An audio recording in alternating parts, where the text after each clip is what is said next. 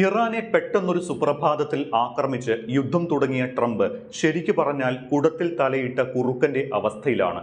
ഇപ്പോൾ കുടം ഊരാനും പറ്റുന്നില്ല, കുടം ചുമന്ന് നടക്കുകയും വേണം.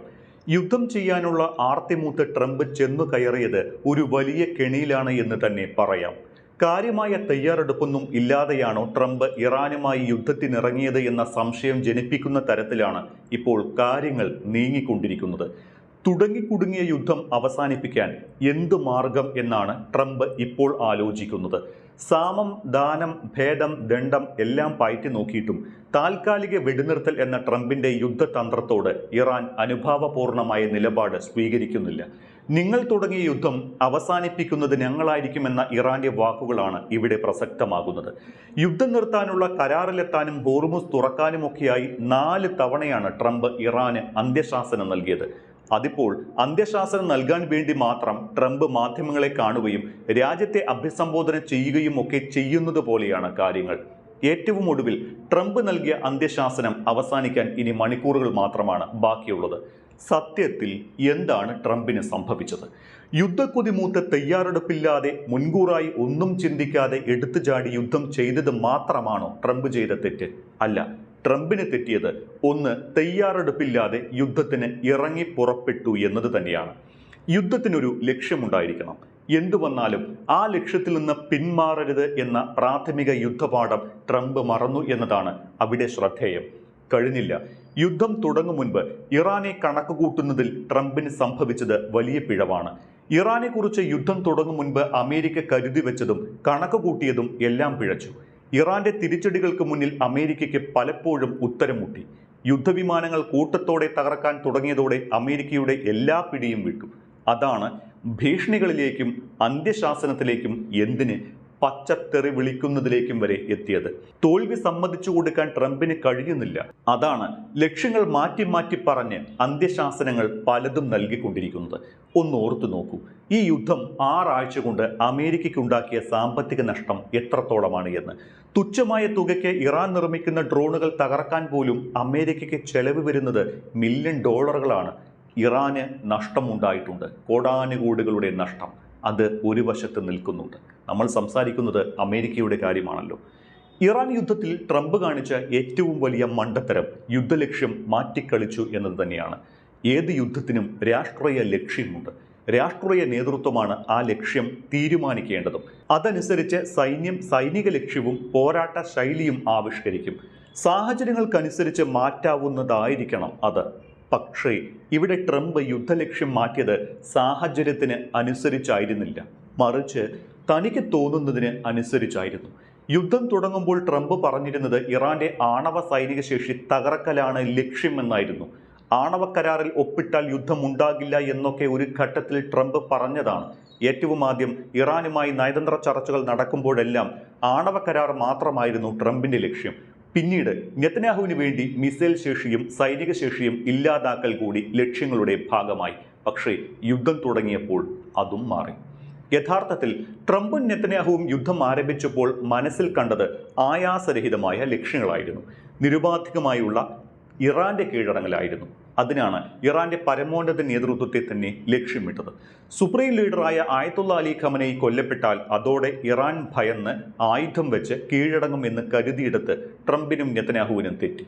തലയെടുത്തപ്പോൾ ഉടൽ അറ്റുവീഴുന്നതിന് പകരം പാമ്പ് മുറികൂടുന്നത് പോലെ മുറികൂടുന്ന ഇറാനെയാണ് പിന്നീട് കണ്ടത്. ഭയലേശമന്യേ ഇറാൻ ഇസ്രയേലിനെയും അമേരിക്കൻ സേനാ താവളങ്ങളെയും ഒരേപോലെ നേരിട്ടു. ഇസ്രയേലിൽ നേരിട്ടായിരുന്നു ആക്രമണമെങ്കിൽ അമേരിക്കയ്ക്കുള്ള മറുപടി ഗൾഫ് മണ്ണിലെ അവരുടെ സൈനിക താവളങ്ങളിലായിരുന്നു. അറബ് രാജ്യങ്ങളിലെ അമേരിക്കൻ സൈനിക താവളങ്ങളിലേക്ക് ഇറാന്റെ മിസൈലുകൾ പതിച്ചു തുടങ്ങി. ഇത് പശ്ചിമേഷ്യൻ സാമ്പത്തിക ഭദ്രത തന്നെ തകരുന്ന ഘട്ടത്തിൽ എത്തിച്ചിട്ടുണ്ട്. ഇപ്പോഴും ഗൾഫ് രാജ്യങ്ങളെ ആക്രമിക്കുന്നതിന് ഇറാൻ കുറവൊന്നും വരുത്തിയിട്ടില്ല. യുദ്ധം പൂർണ്ണമായും ഭാഗികമായും അമേരിക്കയ്ക്ക് നഷ്ടപ്പെടുത്തിയത് 1 ഡസനോളം വിമാനങ്ങളാണ്. ഇതിൽ ഏറ്റവും പ്രധാനം ഭാഗിക തകരാറാണെങ്കിലും അമേരിക്കയുടെ 5ാം തലമുറ യുദ്ധവിമാനമായ F-35നേറ്റ തിരിച്ചടിയാണ്. ആകാശത്ത് വെച്ച് യാതൊരു സംവിധാനങ്ങളുമില്ലാതെ തകരാറിലാക്കുകയാണ് ചെയ്തത്. റഡാറിന് പോലും കണ്ടെത്താനാകാത്ത F-35 വിമാനം ഇറാൻ കണ്ടെത്തിയത് എങ്ങനെയെന്ന കാര്യം ഇന്നും അജ്ഞാതമായി തുടരുന്നു. F-15 സ്ട്രൈക്ക് ഈഗിൾ വിമാനങ്ങൾ 4 എണ്ണം പൂർണ്ണമായും തകർന്നു. ഒരെണ്ണം ഇറാൻ ആകാശത്ത് വെച്ച് തകർന്നപ്പോൾ 3 യുദ്ധം തുടങ്ങി 4-ാം ദിവസം തന്നെ കുവൈറ്റ് സേന വെടിവെച്ചിട്ടു. സംഗതി തെറ്റിദ്ധാരണയുടെ പുറത്ത് ചെയ്തതാണ് എന്ന് കുവൈറ്റ് സേന പറയുന്നുണ്ട് എങ്കിലും സാറ്റലൈറ്റ് സാങ്കേതികവിദ്യ ഉപയോഗിച്ച് സിഗ്നലിലേക്ക് നുഴഞ്ഞുകയറി അതുപയോഗിച്ച് സുഹൃത്തുക്കളെ കൊണ്ട് തന്നെ ആക്രമണം നടത്തിക്കുന്ന രീതിയാണ് ഇറാൻ ഇവിടെ പരീക്ഷിച്ചത്. കരയുദ്ധത്തിന് പിന്തുണ നൽകുന്ന സൈനിക വിമാനമായ A-10 തണ്ടർബോൾട്ടും വെടിവെച്ചിട്ടു. ആകാശത്ത് വെച്ച് തന്നെ യുദ്ധവിമാനങ്ങൾക്ക് ഇന്ധനം നിറച്ചു നൽകാൻ കഴിയുന്ന KC-135 വിമാനങ്ങൾ 2 ഇറാഖിൽ വെച്ചുണ്ടായ അപകടത്തിൽ വിമാനങ്ങൾ കൂട്ടിയിടിച്ച് തകർന്നത്. 6 US സൈനികർ കൊല്ലപ്പെട്ടതായും റിപ്പോർട്ടുകളുണ്ട്. US-ന്റെ വിലയേറിയ റഡാർ വിമാനമായ E-3 അവാക്സ് വിമാനം ആക്രമണത്തിൽ തകർന്നത് മറ്റൊരു വലിയ നഷ്ടമാണ്. സൗദി അറേബ്യയിലെ US താവളത്തിൽ ഇറാൻ നടത്തിയ ആക്രമണത്തിലാണ് വിമാനം തകർന്നതായി പറയപ്പെടുന്നത്. കഴിഞ്ഞില്ല, F-15 സ്ട്രൈക്ക് ഈഗിൾ വെടിവെച്ചിട്ടപ്പോൾ രക്ഷപ്പെട്ട പൈലറ്റിനെ വീണ്ടെടുക്കാനുള്ള നീക്കത്തിൽ മിഷൻ പൈലറ്റ് ദൗത്യത്തിൽ മാത്രം നഷ്ടമായത് 8 വിമാനങ്ങൾ. 6 ഹെലികോപ്റ്ററുകളും 8 ട്രാൻസ്പോർട്ട് വിമാനങ്ങളും ഈ ദൗത്യത്തിനിടെ തകർന്നതായാണ് കണക്ക്. C-130 ഹെർക്കുലിസ് എന്ന ട്രാൻസ്പോർട്ട് വിമാനവും ബ്ലാക്ക് ഹോക്ക് ഹെലികോപ്റ്ററുകളുമാണ് നഷ്ടപ്പെട്ടത്. എന്നാൽ ഇവയിൽ ചിലത് തന്ത്രപരമായി തങ്ങൾ തന്നെ നശിപ്പിച്ചതാണ് എന്നാണ് US അവകാശപ്പെടുന്നത്. തുടക്കത്തിൽ തന്നെ പരമോന്നത നേതാവ് ആയത്തുള്ള അലി ഖമനിയുടെ ജീവനെടുത്തതോടെ ആണവ സൈനിക ലക്ഷ്യങ്ങൾ മറന്ന് ഭരണമാറ്റമാണ് തന്റെ ലക്ഷ്യമെന്നായി ട്രംപിൻ്റേത്. ഇറാനിലെ ജനങ്ങൾ ഖമനയ്ക്കെതിരായി തെരുവിലിറങ്ങി നിലവിലെ ഭരണകൂടത്തെ മാറ്റുമെന്ന പ്രഖ്യാപനവും സ്വപ്നവും പാഴായി. ഇറാൻ ജനത തെരുവിലിറങ്ങിയത് ഖമനയുടെ മരണത്തിന് പകരം ചോദിക്കണമെന്ന് ആഹ്വാനം ചെയ്യാനായിരുന്നു. താൻ പറയുന്ന ആളായിരിക്കണം അടുത്ത പരമോന്നത നേതാവെന്ന് പറഞ്ഞു. അതിനും ഇറാൻ പുല്ലുവില കൽപ്പിച്ചു. ഇറാന്റെ മിസൈൽ ശേഖരത്തിലായി പിന്നീടുള്ള ശ്രദ്ധ. ഇറാനാകട്ടെ തങ്ങളുടെ മിസൈലുകളിൽ ഭൂരിഭാഗവും ഭൂമിക്കടിയിൽ സൂക്ഷിച്ച് ആവശ്യമുള്ളപ്പോൾ മാത്രം പുറത്തെടുത്തു. ഇറാന്റെ മിസൈൽ ശേഖരം കഴിഞ്ഞു, തകർത്തു എന്നൊക്കെ ട്രംപ് വീമ്പ് പറഞ്ഞപ്പോഴെല്ലാം നെഞ്ചത്ത് തന്നെ മിസൈൽ തറപ്പിച്ച് അതിന് മറുപടി നൽകി പോന്നു. ഇതിനിടയിൽ കണ്ടതെല്ലാം പോയി കാണപ്പോകത് നിജം എന്ന രീതിയിൽ ഭൂമിക്കടിയിലെ മിസൈൽ ശേഖരത്തിന്റെ യഥാർത്ഥ ദൃശ്യവും ഇറാൻ പുറത്തുവിട്ടു. ഹോർമുസ് കടലിടുക്ക് അടച്ചിട്ട് ഇതിനിടയിൽ തന്നെ ഇറാൻ വിലപേശലും ആരംഭിച്ചിരുന്നു. ഇത് ആഗോള സമ്പദ് വ്യവസ്ഥയെ തന്നെ പൊളിച്ചെഴുതുന്ന രീതിയിലേക്ക് മാറി. ഹോർമുസ് കടലിടുക്കിനെ ഇറാന്റെ പിടിയിൽ നിന്ന് മോചിപ്പിക്കാനുള്ള നടപടികളും ട്രംപിന് തിരിച്ചടിയുണ്ടാക്കി.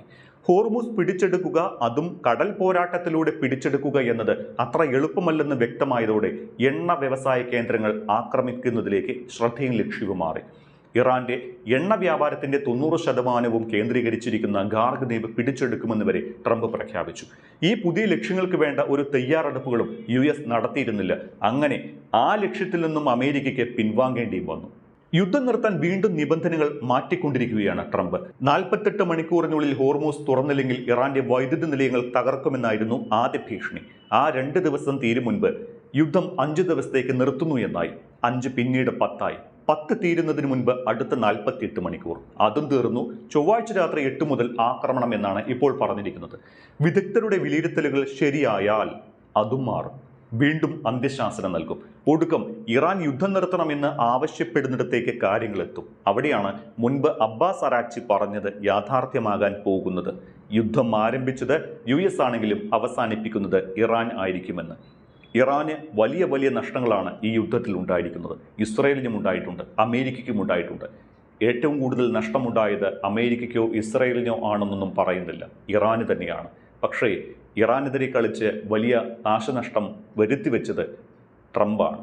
അതുകൊണ്ടാണ് അമേരിക്കയ്ക്കുണ്ടായ നഷ്ടങ്ങളും ട്രംപിനുണ്ടായ പിഴവുകളും ഇവിടെ എടുത്തു പറഞ്ഞത്.